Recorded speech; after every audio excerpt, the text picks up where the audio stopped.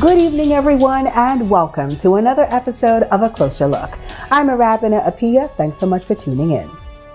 June 1st is right around the corner, and while for many that means no school and longer beach days, for those of us in this part of the world, it also signals the start of hurricane season. In recent years, we've witnessed storms intensify rapidly, leaving little time to react. Hurricane Dorian from 2019 stands as a stark reminder.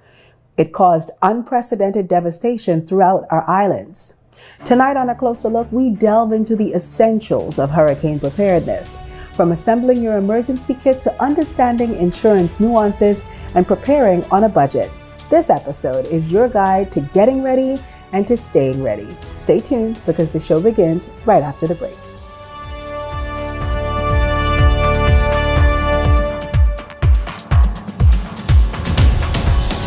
Un, deux, trois.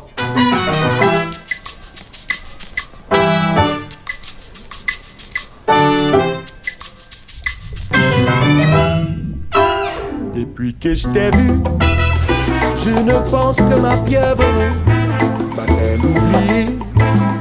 Après toutes ces heures, elle m'attendra là où nous nous sommes.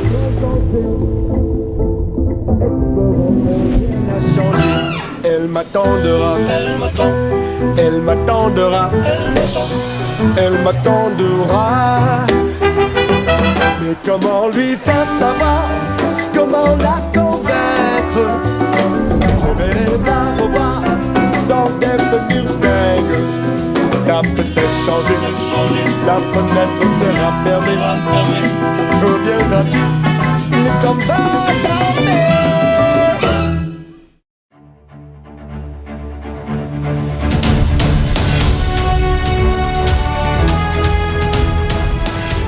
Every year, we hear the warnings, but what's actually happening behind the scenes before a storm even forms? From BPL to the Defense Force, agencies across the country are already in motion, cutting trees, checking systems, and staging supplies. For a look behind the scenes of our national preparations, we go to our very own Marcos Ambrister. Marcos? Before the wind howls and the rain pours, critical work is already underway. From tree trimming to command coordination, the Bahamas is ramping up its hurricane preparedness. June 1st marks the beginning of the 2025 Atlantic hurricane season. And with an expected 17 named storms and 4 major hurricanes, the professionals remain ready. We are constantly monitoring any system that would develop in our basin that is near us or further out in the Atlantic Ocean or in the Gulf of Mexico. Once we know we have adequate time to alert the Bahamian people and our emergency support functions, organizations, then we would activate our Emergency Operations Center. Each agency does their part to ensure maximum preparedness and efficiency, which benefits us all. We ensure that every year we embark on traveling to all our family islands to ensure that all the police communication equipment is up to date and it's ready to go for any eventual storm passing. Preparedness is the key. You can't get any simpler than that. When you are well prepared, you can weather the storm. History has taught us this over the years. We've been here all along, and we're still here talking about hurricanes, and that we can attest as a fact that being prepared will help us through. And when it comes to that preparedness, Patrick Ferguson assures us that BPL is never far behind. BPL operates in a structured phase approach. We operate in 5 stages, where 2 months prior to the hurricane, then there's the 60 hours before the hurricane, 24 hours before the hurricane, during the hurricane, and post-hurricane. Readiness isn't just about weathering the storm. It's about preparing well in advance. Stay informed, follow official alerts, and have your emergency plans in place. Reporting for A Closer Look, I'm Marcos Ambrister Jr. Now, when it comes to hurricane prep, your home is your first line of defense. But too often, we wait until the 11th hour to check the things that matter most. That could be loose shutters, flying debris, and these small oversights can lead to very serious damage. So before the forecast changes, here's what to look out for and what to fix while skies are still clear.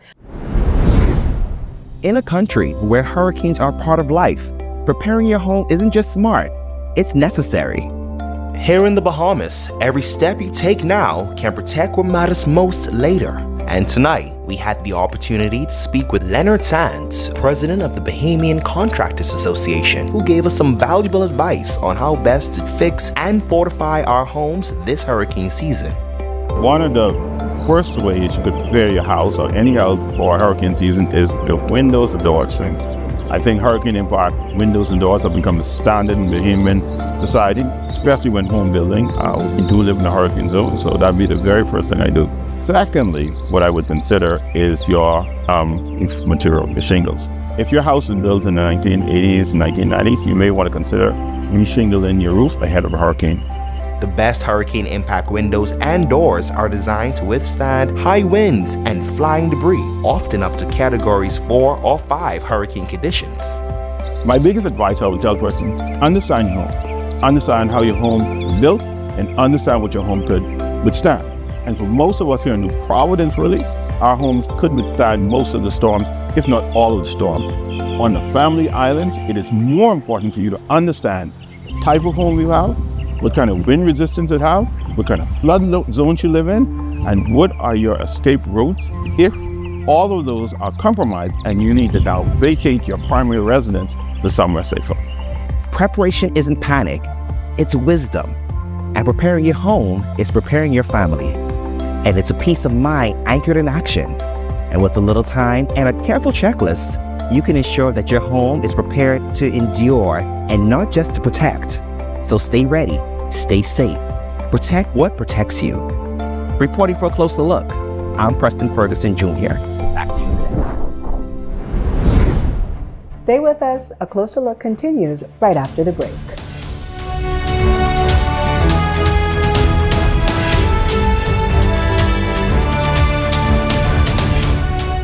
This is the National Youth Guard program designed to train young people to help the Bahama Islands in times of disaster. I decided to join to better serve my country as well as to better myself. We train the help in search and rescue, electrical, plumbing, and carpentry, and things that they can actually expand on in their careers. Young people who join the Youth Guard program discover a sense of identity, a sense of purpose, and a sense of patriotism. This program isn't about only the individuals, it is about the country.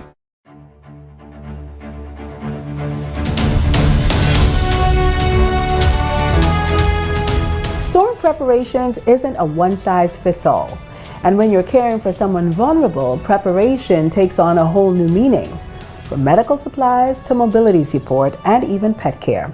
ACL correspondent Ethan Knowles walks us through what inclusive preparedness really looks like. Ethan?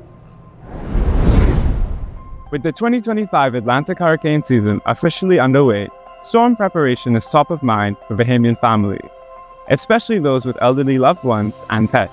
Between monitoring forecasts, stocking up on water, and assembling essential items like non-perishable foods, batteries, and first aid kits, it can be easy to forget that some of our loved ones have unique needs in disaster scenarios. Persons with disabilities, elderly individuals, children, and pets are all uniquely vulnerable during extreme weather events.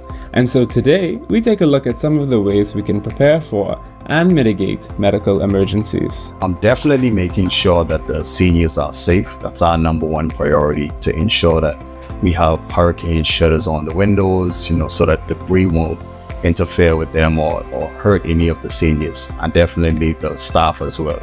So we want to make sure that we have our non-perishable items. We want to make sure that we have our food items in terms of grits, rice, meats, everything is stored up, adequately for the seniors. And also when it comes to water, we want to make sure we have sufficient amount of water as well for the seniors. We also explore a few tips and tricks for creating safe, storm-ready spaces for our pets, courtesy of Bark Bahamas. So one would definitely be trying to keep your animals inside, making sure that they're seeing their vet about medications and medicine and stuff what they need. The next thing would be to stock up on food. That's for humans and your dogs. You gotta make sure they have food and everything. Nice drinking water. I would probably suggest keeping like a lot of some used towels and probably just If they use it, just wash them away. Some pea pods and stuff like that, they try and keep it nice and clean. From life-saving strategies to emergency mitigation measures, this episode looked at practical steps any household can take to safeguard loved ones with special needs. Be proactive, Bahamas, and protect what matters most this hurricane season. I'm Ethan Knowles, reporting for A Closer Look. Back to you on the desk. Well, it's one thing to hear from the experts, but what are average everyday Bahamians doing to get ready? From evacuation plans to pet prep to the one thing we always forget. These are the voices that matter most. Our ACL correspondent Aaron Scavella hit the streets to hear how average everyday Bahamians are preparing and gearing up for hurricane season. Aaron? The start of hurricane season is here. And with storms growing stronger and stronger each year, the question isn't if, but when. So if a storm came today, would you be ready? The typical Bahamian answer really is, well, maybe like 50%. No, I would not be prepared if a hurricane came today. Government agencies are stepping up efforts in infrastructure and communication. But what are Bahamians doing to stay prepared? We hear that storm is coming, we go out and we get sandbags, definitely, prevent flooding. We put on our hatches and definitely start stocking up on water, make sure we have everything we need. For many, storm prep begins with stocking up and locking down. Some shared their go-to steps when a storm is approaching. So when a storm is coming, one of the first things that I tend to do is listen to the news. So we know exactly, if there's instructions that we need to follow, etc. You need to ensure that you are in a secure area that will not flood or will be compromised due to debris. And yes, our furry friends were a part of the conversation too. I have 2 dogs, Sky and Nova. I will make sure their food supply is sufficient, water supply is sufficient. For others, the challenge is financial. Some have insurance, many don't. It is crucial, but the challenge is it's not affordable for everybody. Preparedness isn't seasonal, it's essential. Whether it's securing your home, checking on neighbors, or simply having a plan, the time to act is now. So let's weather the storm together. One plan, one household, one community at a time. For A Closer Look on the go, I'm Aaron Scavella. Stay tuned. A Closer Look returns right after this.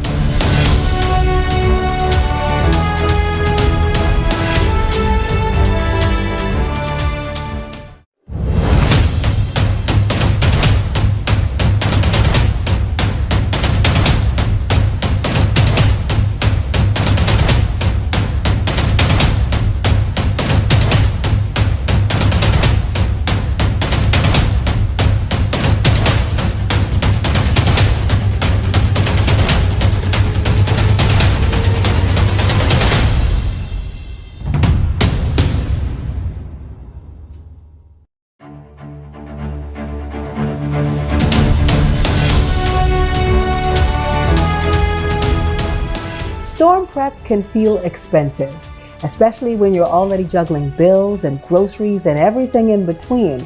But being prepared doesn't mean breaking the bank.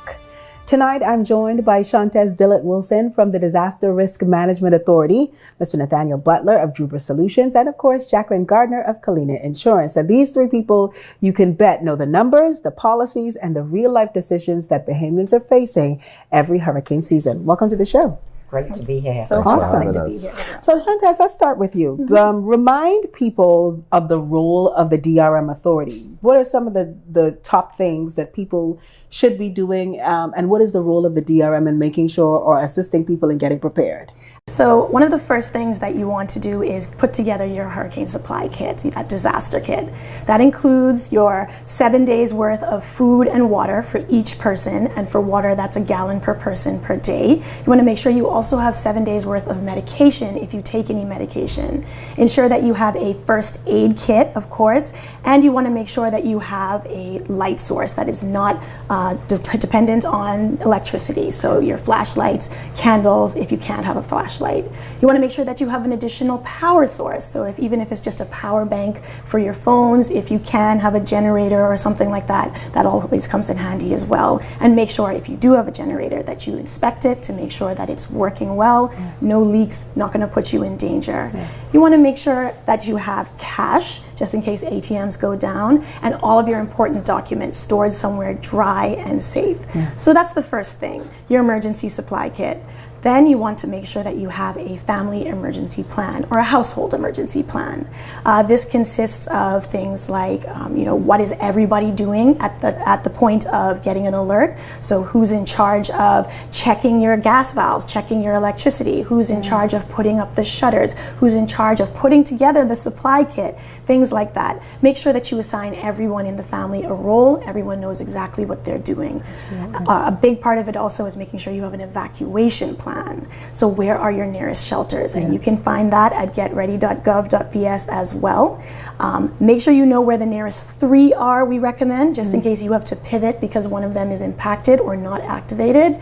And make sure that you know the fastest route there and one alternate route there, just in case main roads are down for whatever reason.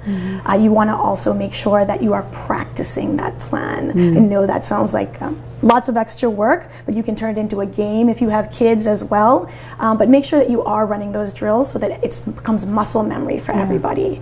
And lastly, we want you to inspect your home. Doing that far in advance, knowing where all of your weak spots are and what maintenance needs to happen is a big part of preparing in advance. See, now all of that, Shantae, sounds great, but it also sounds expensive. So I want to bring in Mr. Butler here. As someone who advises people on their finances, what should Bahamians be doing? If you're a family, if you're an individual, how do you save toward this sort of preparation for the inevitable each hurricane season each year? No, very good point and question. So the first thing I would say is you should have an emergency fund. But the reality of it is that most persons may not be in a position to have an emergency fund. So I would say start to chip it away. Save a little bit here and there. Maybe $50 here, maybe $100 there. So at minimum, you should have somewhere between the ballpark of $750 to about $1,000 as a bare minimum emergency fund for the hurricane. Well, Ms. Gardner, you are in the insurance agency field. What have you observed about people's habits in terms of preparing for storms? So, thank you. The first thing we observe is persons are not aware as to whether their policy is current or not. So that's the first thing I want to put out there.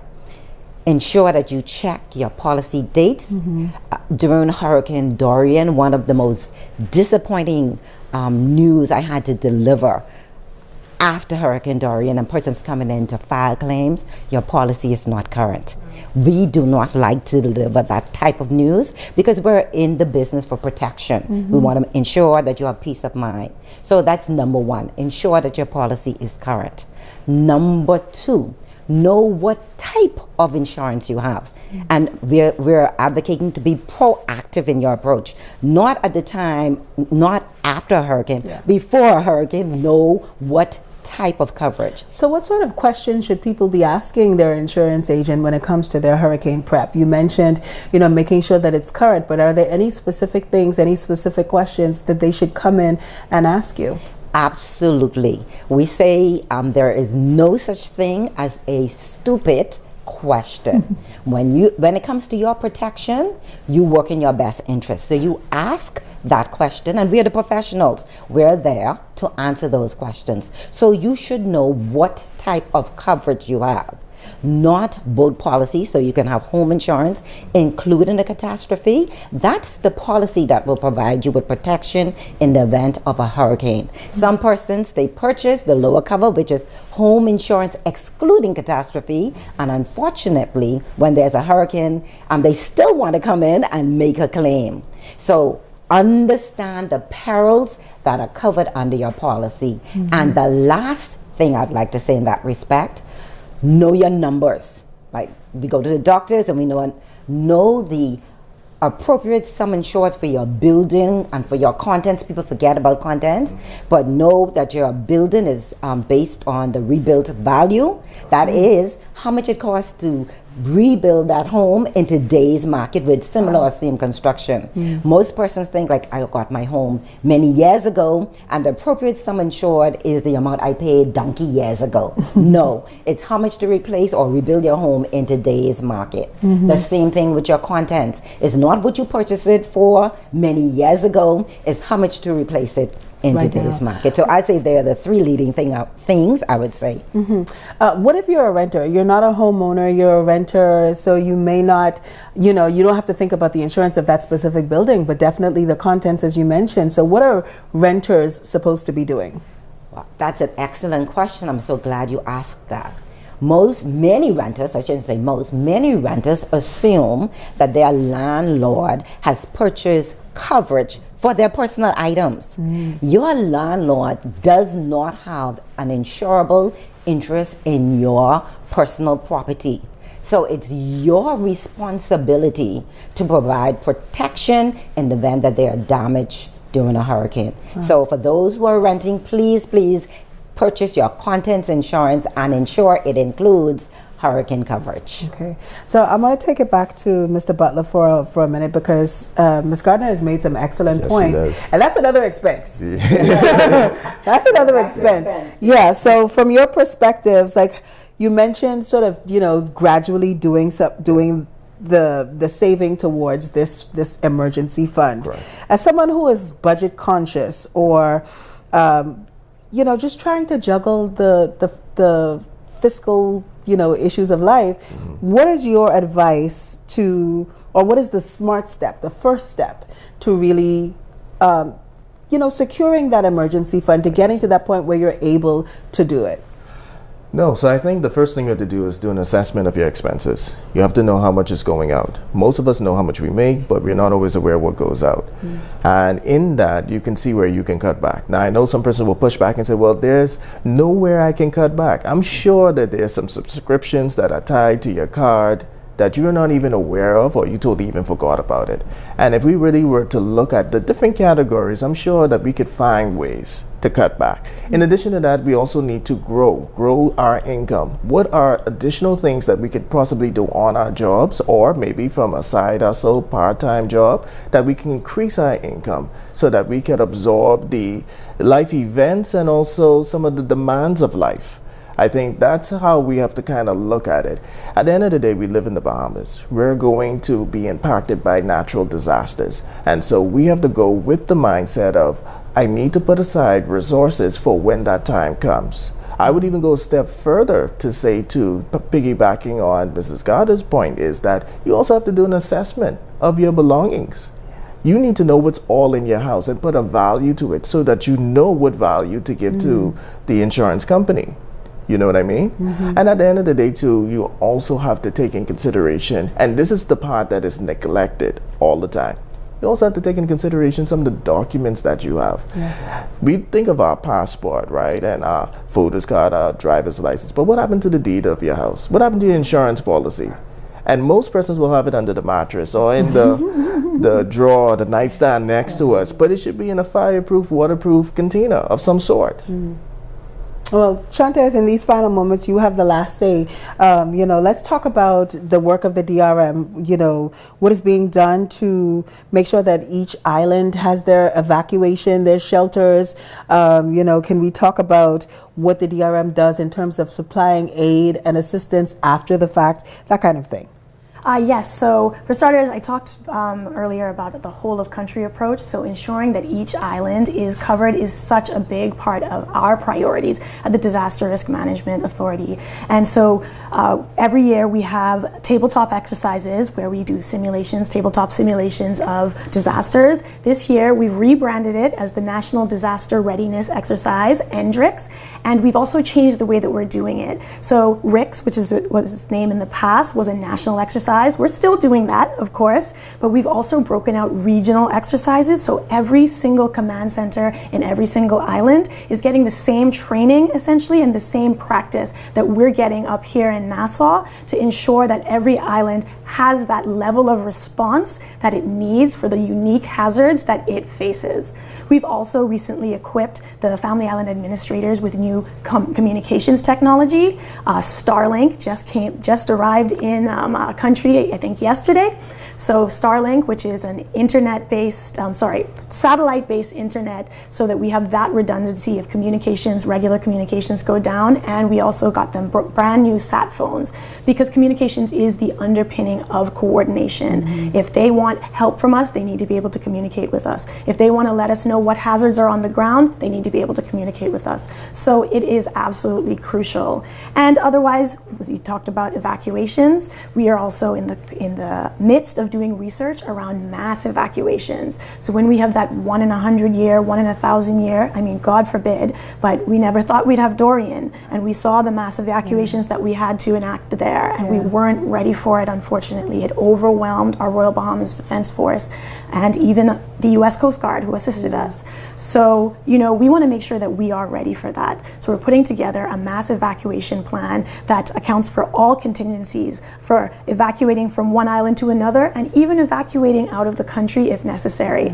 And we've been talking with cruise operators in Florida to ensure that they will be there to support in the event that we need essentially a floating city to come and help us. So we've been working round the clock in blue skies to make sure that we're ready for anything in gray skies. Well, thank you so much, Shantez, for that information. And thank you to all of you for being here and for sharing.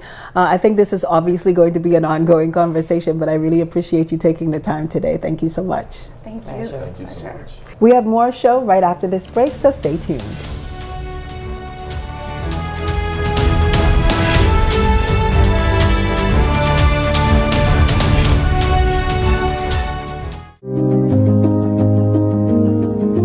June the 1st marks the beginning of the 2025 Atlantic hurricane season, and I address you with the seriousness that this time of year demands.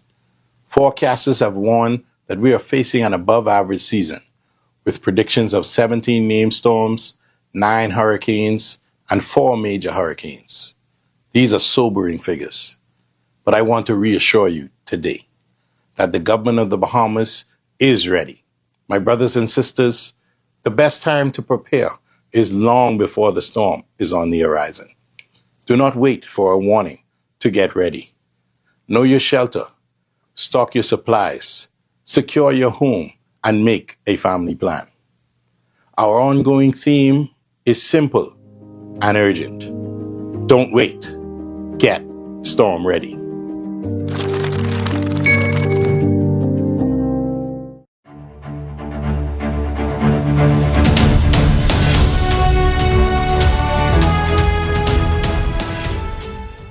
Preparedness isn't optional, and if we've learned anything in the last few years, it's that storms are getting stronger, which means we've got to be smarter.